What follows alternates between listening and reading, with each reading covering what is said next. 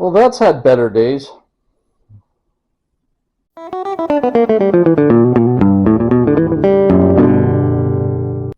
Hey guys, welcome back to the channel. Today we are working on Moose. We put that new rad in. We had some complications. Wasn't running the best. So we've got some new parts. Let's get them in and see what it does for us. Alright, I got some stuff for Moose. Let's see here. I don't even know what's in these boxes. I know what I ordered. I don't know what's in what box. So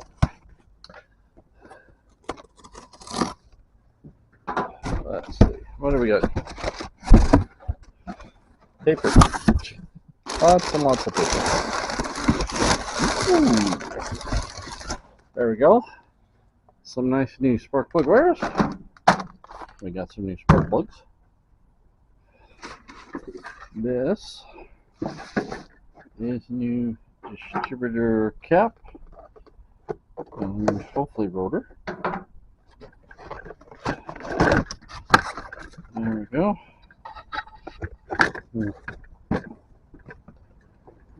Coil filler. Lift. There we go. Rotor. Distributor cap. Coil cap. I did not order a new coil yet. We might need to, but not doing that one right away. I'm hoping I don't need to. Now, cardboard I do keep around occasionally. It's great for making templates, especially the corrugated stuff, because you can put it against something, hammer it out, and you see all the little indents and holes. Works pretty good. I learned that from Fab Rats. Awesome. But you gotta watch, because you end up with too much of it. You don't have anywhere to put it when I just have a garage that's this big. So, all right.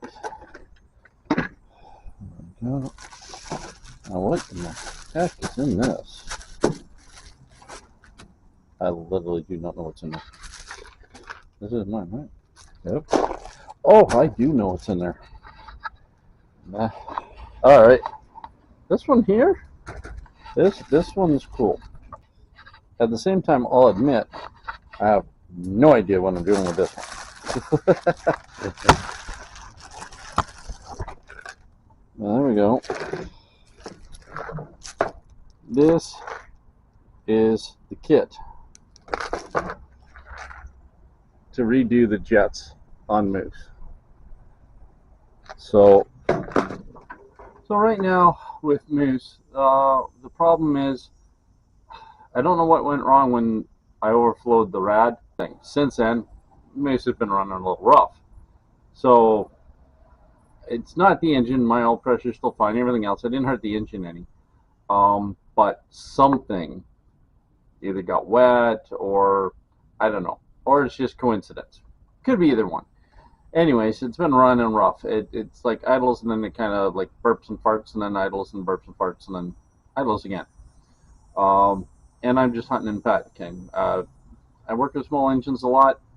Bigger engines, I've played with them.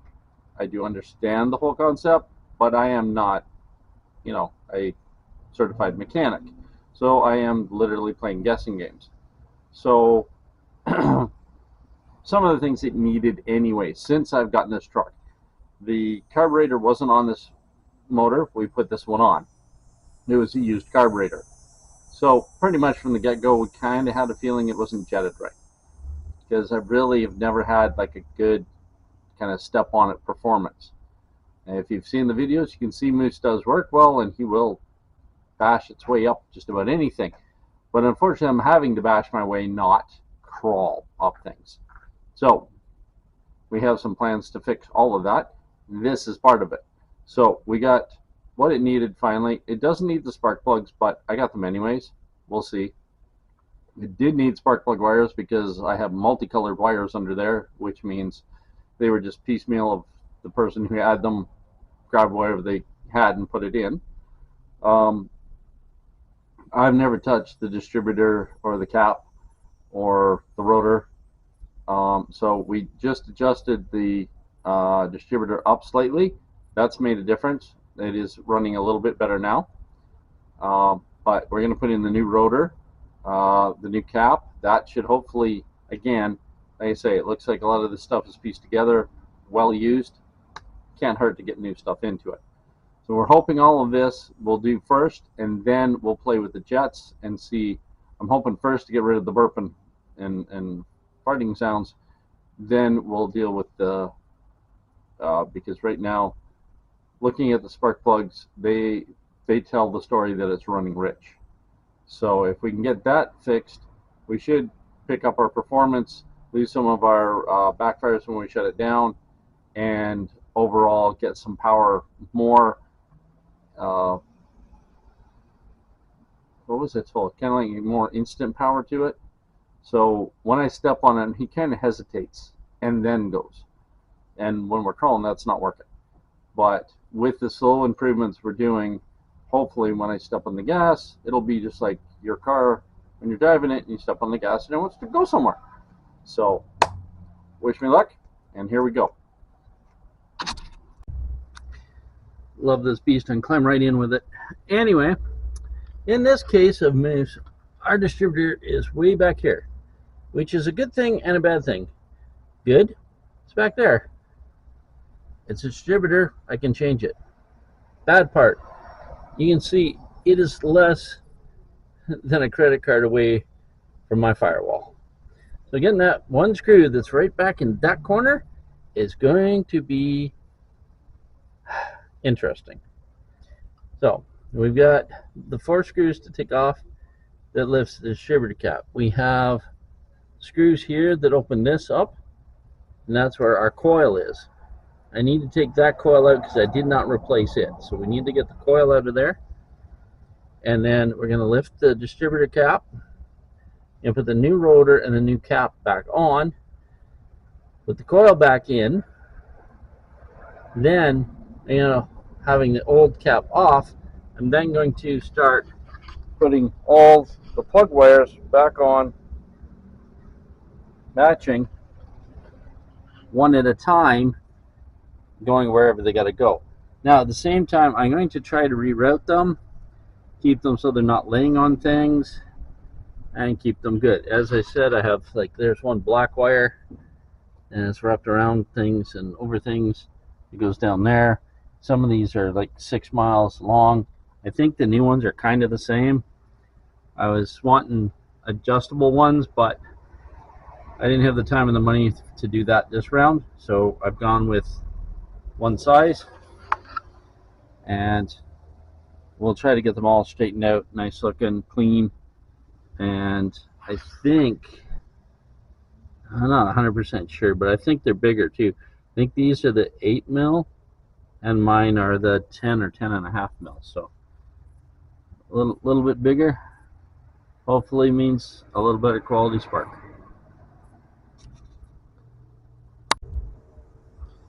This is the old rotor. As you can see, we're bent flat here. You see lots of damage in here. I don't know how clear I can get that for you. There's lots of damage in there. This is a bit worn, still springy.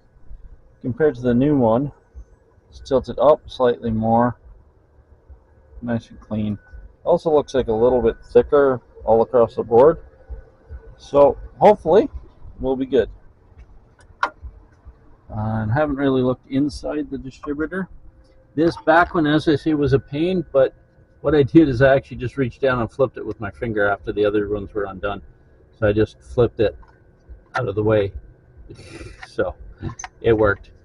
Let's see, what are we liking here?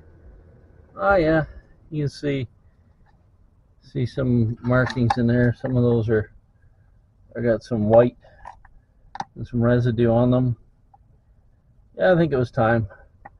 I think this is going to make a difference. Yeah, I'm shooting this in little bits and pieces for you. Things I think is important. So when you take the coil out, this is what he looks like.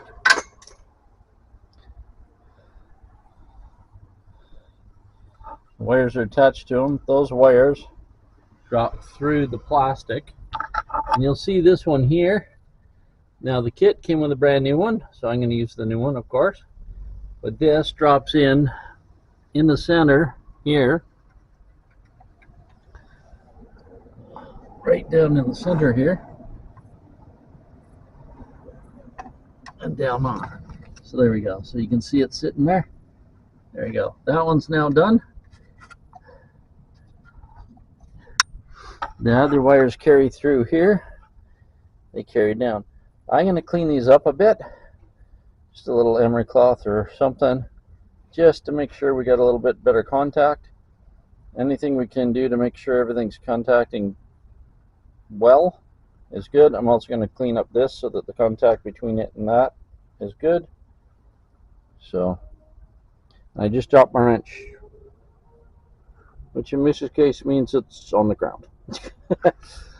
Alright, I'll show you when I get this into the new one. So there's the new Octopus. All our brand new lines. Two things aren't done yet. This one here, I have not hooked up yet. And the one clip down there, I have not got it folded in yet. Just because I need just the right length of screwdriver to push that down. I haven't found it. And then this is just giving me grief because of where this touches here. So I'm not exactly sure what I'm going to do there. I may actually have to take this distributor itself back off and massage my firewall right there a little bit to get these two things to hook up properly. We'll see, giving them, but elsewise everybody's hooked up where they're supposed to go. On this side, because of my header, these two are very close to the exhaust, so I am going to probably just tie them back away to something for the moment. Just, you know, something flexible, but still try to keep them not touching the pipe.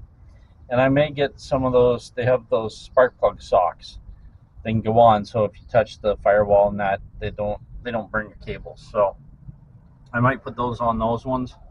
Unfortunately, I got a full case of 8, but those two definitely need it. We are changing this exhaust anyways at some point. We have part of it, not all the pieces yet. And at that point, then I may not need to worry about it anymore because they'll sit better. We will see. Okay, after a little bit of attitude adjustment, we got it back in there, no problems. So that one's on now. I did get that clip. I got the screwdriver to push it down enough that I was able to reach under and flip it under. And there we go, everybody's on. The other thing I noticed, 2 of the cables I put in backwards. And I hadn't noticed when I started, but this side is a nice tapered head. The ones that go on the spark plug are flat. So these ones are nice, kind of tapered. They really snap on. You really hear them clip. And these ones down here seem to be the flat ones and seem to work okay. The problem I do have is this one right here. My exhaust literally sits on this spark plug wire, right on it. So I'm not sure what to do with that because I don't like that, but I don't know if the other one was the same. So I'm not sure what I can do about that one. We'll have to see.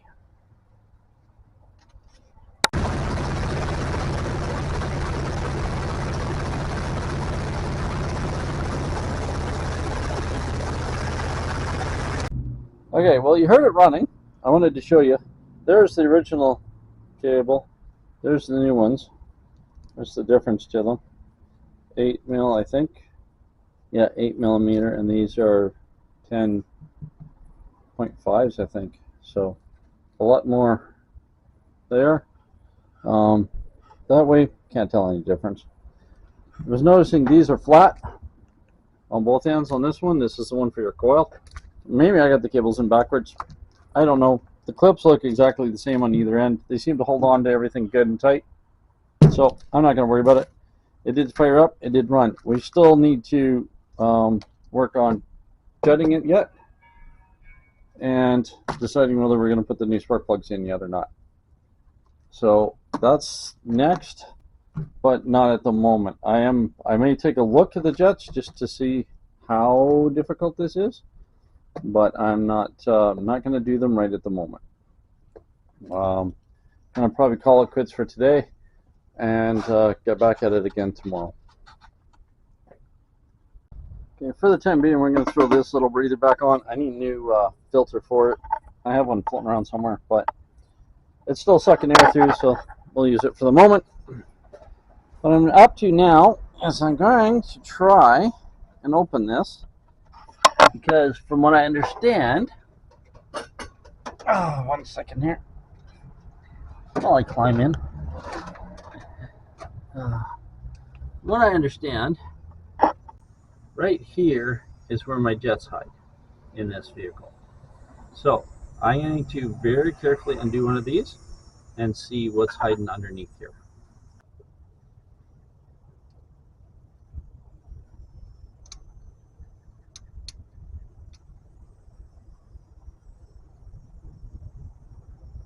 Now from the kit, there's springs and everything else, so I don't know what's held by what.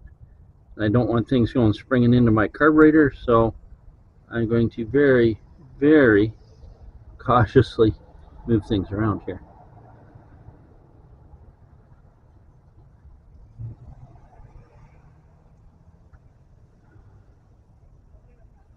Okay, so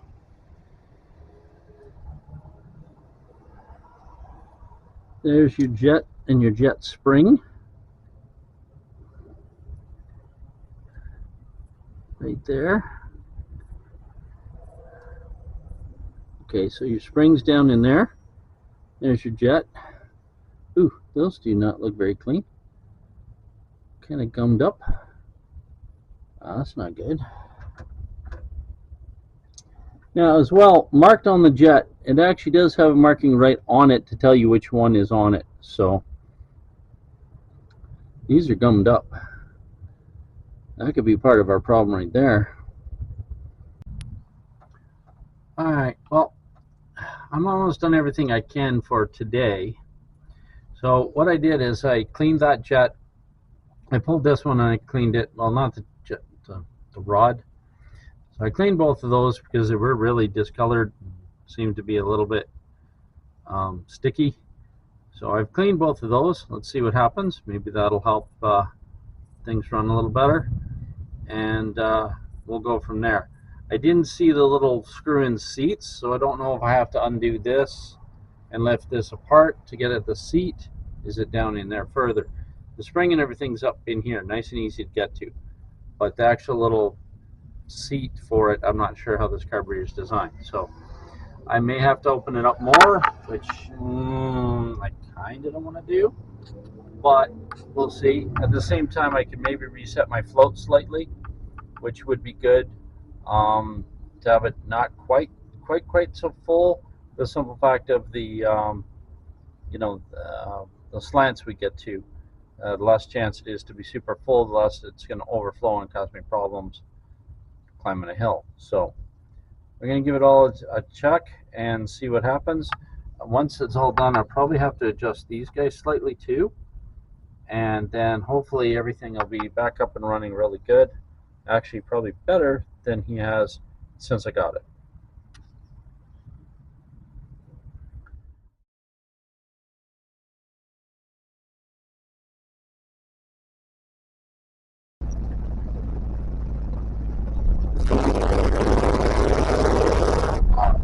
That's much better.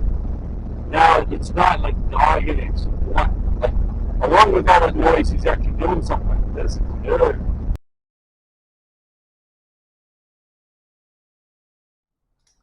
So I'm going to wrap this video up on that. We took it for the little night drive that you saw. Everything worked well. It's running hella better. Really enjoy it. When I step on it, it's got response more than it has since I put the truck together. So we're definitely heading in the right direction. Cleaning those jets definitely seemed to make a difference too. I am going to look into rejetting it, but I got to do some research and see if I have to take the carburetor apart and change the little pockets, the little holes that the jets go into. If they're down in there somewhere, I don't know. So I want to find that out before I play with it and mess something up. but it is running way better. It is running good enough that we can take it out and have some fun. So next on our to-do list is the jets, plus the jets are kind of, if I can figure everything out or get somebody to help me.